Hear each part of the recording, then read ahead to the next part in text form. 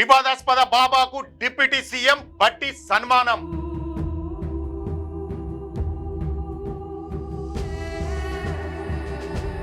రాజ్యాంగానికి వ్యతిరేకంగా బాబా వివాదాస్పద వ్యాఖ్యలు.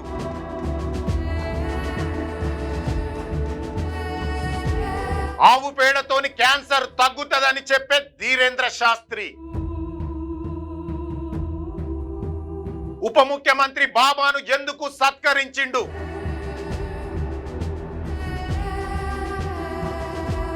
కాంగ్రెస్ సెక్యులరిజం పై విపక్షాలకు దొరికిన అస్త్రం. నమస్తే, నేను మీ Venkatesh. Welcome to Q news. Telangana deputy CM Bhatti Vikramarka ఓ వివాదాస్పద బాబాను కలవడంతో ఇప్పుడు సిటీలో పెద్ద దుమారమే రేగుతాంది. మత విద్వేషాలు రెచ్చగొట్టే మాటలు మాట్లాడే బాగేశ్వర్ ధామ్ పీఠాధిపతి ధీరేంద్ర కృష్ణ శాస్త్రికి బట్టి తన ఇంట్లో ఘనంగా సన్మానం చేసిండు. అసలే ఆయన రాజ్యాంగానికి వ్యతిరేకంగా మాట్లాడేటోడు.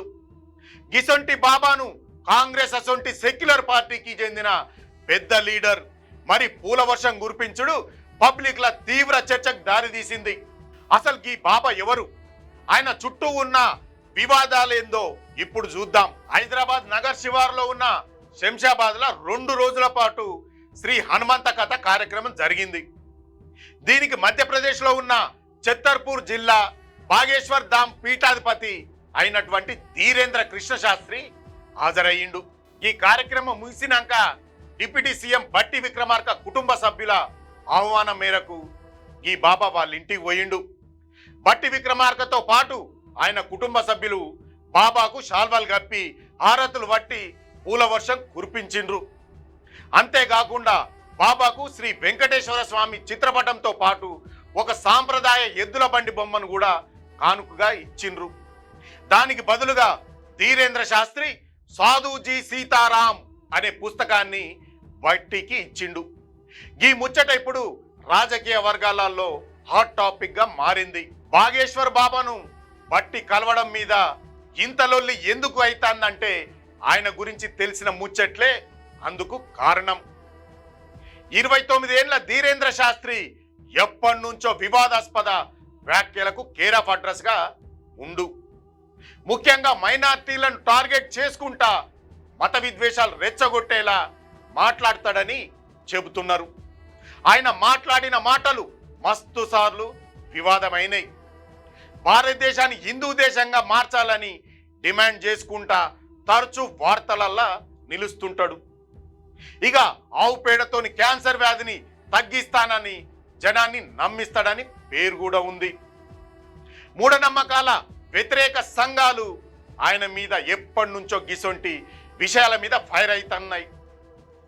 మతం పేరుతోని రాజకీయాలు చేస్తుండని ఆయన మీద తీవ్రంగా ఆరోపణలు అయితే ఉన్నాయి. గిసొంటి వివాదాల బాబాను కాంగ్రెస్ పెద్ద లీడర్ బట్టి కలవడం చర్చగా మారింది. ధీరేంద్ర శాస్త్రి సొంత తమ్ముడు శాలిగ్రామ్ గార్గ్ కూడా ఓ పెద్ద కేసులో ఇరుక్కున్నాడు. ఓ పాత భూమి పంచాయతీలల్లా ఓ రైతు మీద దాడి చేసి కాల్పులు జరిపిన కేసులో మధ్యప్రదేశ్ పోలీసులు అతన్ని అరెస్టు కూడా చేసిండ్రు. ఇంకోవైపు ఘర్ వాపసీ కార్యక్రమాలను ప్రోత్సహించుకుంటా మతాల మధ్య చిచ్చు పెట్టే రాజకీయం చేస్తుండని ఈయన మీద విమర్శలు అయితే ఉన్నాయి. రాజ్యాంగానికి విరుద్ధంగా వ్యవహరించే గిసొంటి బాబాను ఏకంగా డిప్యూటీ సీఎం హోదాలో ఉన్న వ్యక్తి తన ఇంటికి పిలిచి సన్మానించడం ఏందని జనం మండిపడతాండ్రు. అధికారంలోకి రాకముందు మూఢనమ్మకాలను వ్యతిరేకించిన నాయకులు తీరా కుర్చీ ఎక్కినాక బాబాల కాళ్ళ మీద పడుడు కరెక్ట్ కాదని నెటిజన్లు సోషల్ మీడియాలో సెటైర్లు వేస్తాండ్రు. ఈ వ్యవహారం మీద ప్రతిపక్ష నాయకులు కాంగ్రెస్ పార్టీని తీవ్రంగా టార్గెట్ చేస్తాండ్రు. ముఖ్యంగా ఎంబీటీ పార్టీ బట్టి విక్రమార్క తీరును తప్పుపడతాంది. ఎంబీటీ అధికార ప్రతినిధి అజ్మతుల్లా ఖాన్ దీని మీద గట్టిగానే స్పందించిండు. కాంగ్రెస్ పార్టీ ఎప్పుడు సెక్యులర్ పార్టీ అని చెప్పుకుంటుందని, కానీ రాజ్యాంగాన్ని పక్కకు పెట్టి దేశాన్ని హిందూ దేశంగా మార్చాలనే బాబాను డిప్యూటీ సీఎం ఎట్లా సన్మానిస్తాడని ఆయన ప్రశ్నించిండు. ఇది చూస్తాంటే కాంగ్రెస్ పార్టీ సెక్యులరిజం మీద జనాలకు అనుమానాలు వస్తున్నాయని అజ్మతుల్లా ఖాన్ తెలిపిండు. మొత్తానికి బాగేశ్వర్ బాబాకు సన్మానం కాంగ్రెస్ పార్టీ మెడకు చుట్టుకునేలా కనిపిస్తాంది. ఈ వ్యవహారం రేపు ఇంకెంత దూరం పోతుందో చూడాలి.